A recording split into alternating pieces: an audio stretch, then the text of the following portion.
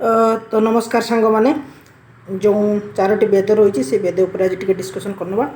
चलो प्रथम कौन देखिए वेद का कर्ता कि वेद को किए निर्माण करते क्या द्वारा लिखा जाता।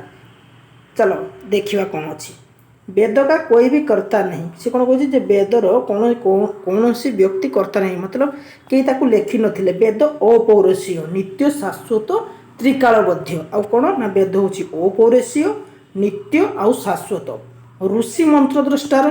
तेणु आम कही था वेद कौन ना ऋषि मंत्र द्रष्टार ना कि कर्तार।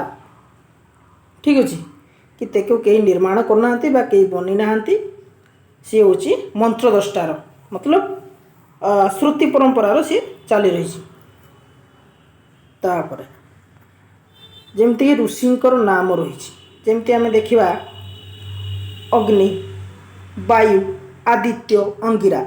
तो अग्नि हूँ ऋग्वेद वायु हूँ यजुर्वेद और आदित्य हूँ सामवेद और अंगिरा हूँ अथर्ववेद। ठीक अच्छे परीक्षार पचारि देता बेले बेले कि ऋग्वेद सहित आमर अग्नि यजुर्वेद सांगर वायु साम सांगर आदित्य सामवेद अथर्ववेद सांगर अंगिरा। ठीक अच्छे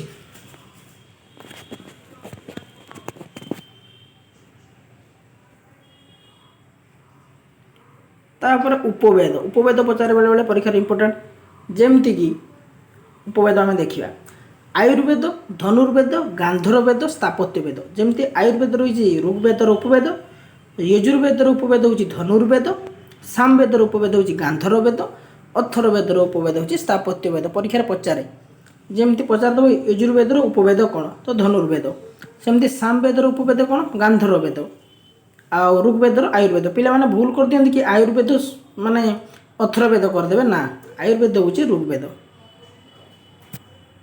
तापर कौन देखिए चार ऋतिज मतलब जो आमर यज्ञर जो ऋतिज था तो से ऋतिज चार ऋतिज कौन कौन ना जमती ऋग्वेद हूँ होता जो यज्ञर जो अनुष्ठान कार्य करते आम ऋतिज कही था जमती कि ऋग्वेदर होता यजुर्वेदर अधर्यु सामवेदर उद्गाता अथर्ववेदर ब्रह्मा। पचारे परीक्षार कि ऋग्वेदर आउ तांकर ऋतिज कौन होता यजुर्वेदर अधर्वयु सामवेदर उद्गाता ये पचारा देखि नब। तापर वेद के आरण्यक नाम हाँ ये पचारे आरण्यक कौन कौन आरण्यक रही जमती ऋग्वेदर कौन कौन रही ऐतेरीय सांख्यायन सांख्यायन को कौशतकी भी कहुए कौशतकी। ठीक अच्छे देखि नब। तापर यजुर्वेदर कौन रही बृहदारण्यक तैत्तरीय मैत्रायणी सामवेद रही तबलकार छांदज्ञ अथर्ववेदर ना पचार परीक्षार बेले बेले ये अथर्ववेदर आरण्यक कौन। ठीक अच्छे तो अथर्ववेदर आरण्यक ना। चलो तापर उपनिषद कौन कौन रही आमर वेद देखा जमती कि ऋग्वेद रही ऋग्वेदर रही ऐतेरीय कौशतकी। ठीक अच्छे कौन कौन रही ऐतेरीय और कौशतकी। सेमती यजुर्वेद कौन कौन रही जमती आम जाने कृष्ण यजुर्वेद शुक्ल यजुर्वेद दुई भाग विभक्त जमती कृष्ण यजुर्वेद भितर कठ मैत्रायणी श्वेताश्वेत उपनिषद तैत्तेरीय उपनिषद शुक्ल सेमती रही बृहदारण्यक उपनिषद आउ ईशावासी उपनिषद। ठीक अच्छे तले अच्छे ईशावासी उपनिषद। सेमती सामवेद रही केन उपनिषद छांदज्ञ उपनिषद आउ अथर्ववेदर उपनिषद कौन प्रश्न मुंडक मांडुक्य। देखिए तापर वेदर सामान्य परिचय। अच्छा देखिए कौन रही वेद शब्द विद धातु घई प्रत्यय पचार परीक्षा बेले कि वेद धातु विद मान वेद शब्द कौन निष्पन्न होती विद धातु घई प्रत्यय। वेद शब्द का अर्थ कौन ज्ञान पचारे बेले बेले वेद अर्थ कौन विश्व का प्राचीनतम ग्रंथ वैदिक वांग्मय। तो विश्व माने प्राचीनतम ग्रंथ रही आज ये कि वैदिक वांग्मय। वेद शब्द विद ज्ञाने विद सत्तया विद लाभे विद विचारे चार्टा विद ज्ञाने विद सत्तया और विद लु अर्थ लाभे विद ज्ञाने विद सत्तया विद लाभे विद विचारे चार धातुओं से निष्पन्न होता है। ठीक है चार धातु निष्पन्न होता है।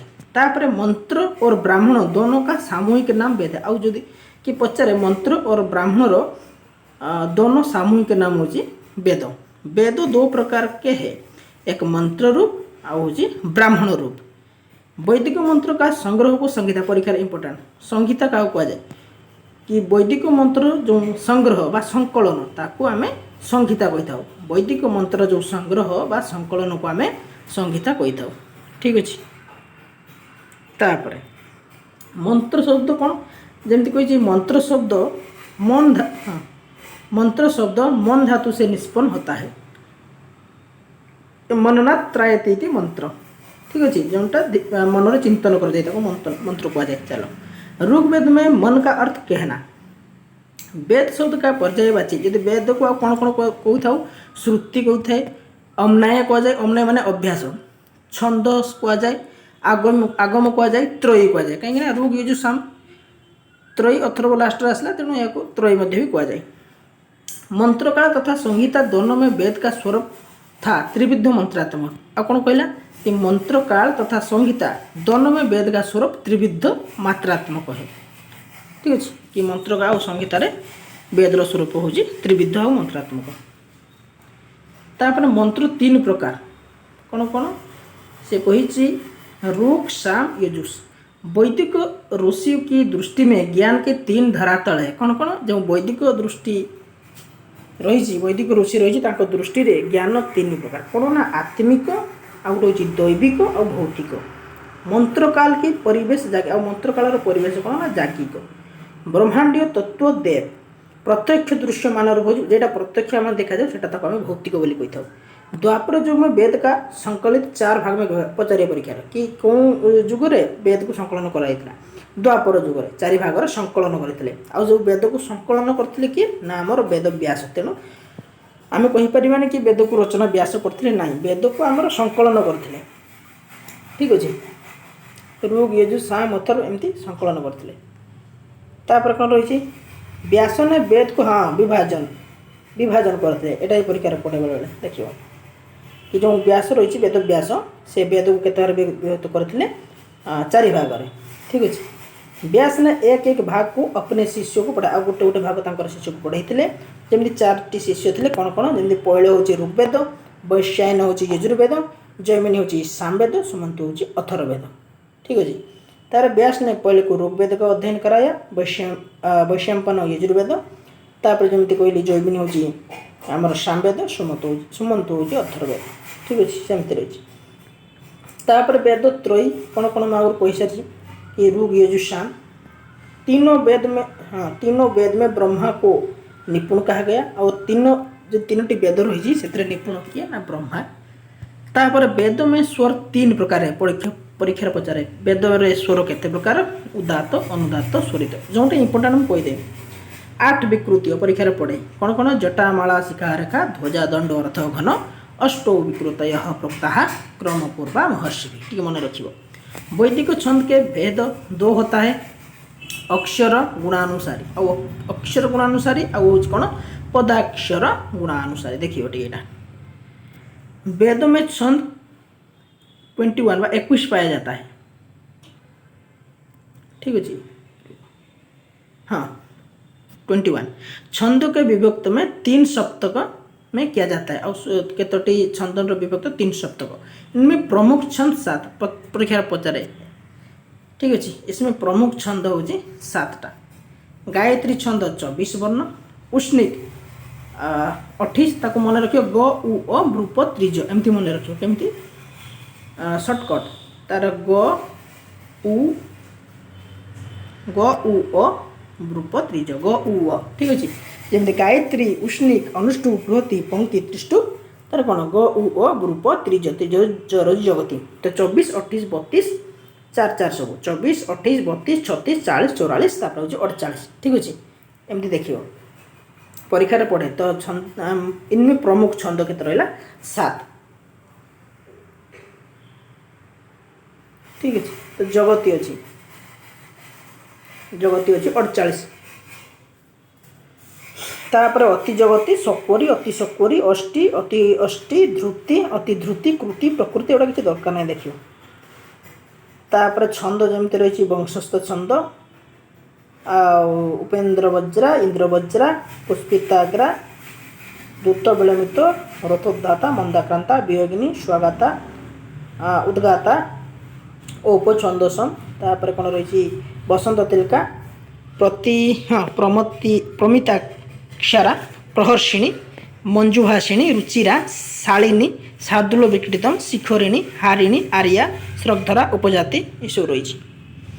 तापर तांकर देखिबो छंद अक्षर संख्या जेमती कहली गायत्री आमर 24 28 32 36 40 44 जो रोज जगती तापर अति जगती सकुरी अति सकुरी अत्यष्टि ध्रुति अति ध्रुति कृति प्रकृति आकृति विकृति संस्कृति अभिकृति आपर लास्ट हूँ 21 रोचे उत्कृति। देखियो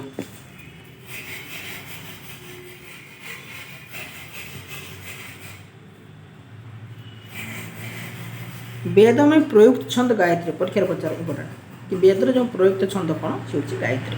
ऋचाओं द्वारा आह्वान किया जाता है देव को और देव को जो देवता को केमिति आह्वान करा जाए ऋचाओं माध्यम रे। वेद में वसंत संपात माना गया और वेद में कौन माना जाए वसंत संपात। ठीक अच्छे वर्तमान में वसंत संपात होता है पूर्व भाद्रपद के चतुर्थ चरण को मन रखिए। जो वसंत संपात वसंत संपात कौन जो भाद्रपद के चतुर्थ चरण को। तापर सायणाचार्य आसिले वैदिक व्याख्या। सायणाचार्य कौन करते ना वेद के अर्थ निर्णय के लिए सायण भाष्य का प्रमाण के रूप में स्वीकार किया गया है। सायणाचार्य का समान 14 शताब्दी है 14 शताब्दी। सर्वप्रथम सायणाचार्य कृष्ण यजुर्वेद संहिता का भाष्य रचना किए थे। माने पचारी परीक्षा कृष्ण यजुर्वेद संहिता से प्रथम भाष्य रचना करते। उसके बाद ऋग्वेद भाष्य सामवेद भाष्य की रचना किए थे। उनके बाद यास्काचार्य हलयुद उद्भट माधवाचार्य महीधर दयानंद सरस्वती अरविंद आदि वेद के ऊपर भाष्य रचना किए हैं।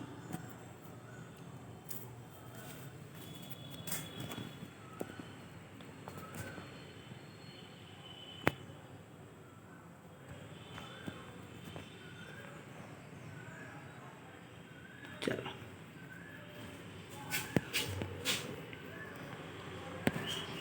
आचार्य से ग्रंथ से नाम वेद शब्द से अर्थ जमती हाँ ये परीक्षा पचारे।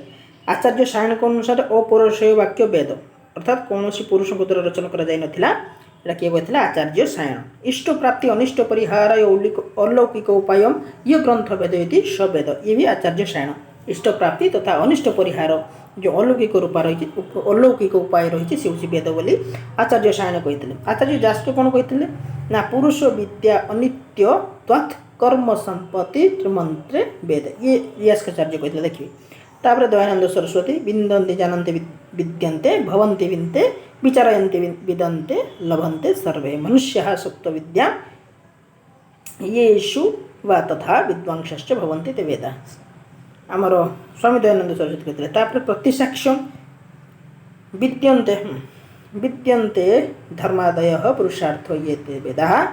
आपस्तंभटा मन रखिबो मंत्र ब्राह्मणयो वेद नामधेय आपस्तंभ। तापर वैशिष्ट दर्शन कौन करते कहते कि बुद्धिपूर्वा व्याकृतिर वेद। चलो ऋग्वेद संहिता तो ये आम आउट नेक्स्ट क्लास रे पढ़िबा। Thank you.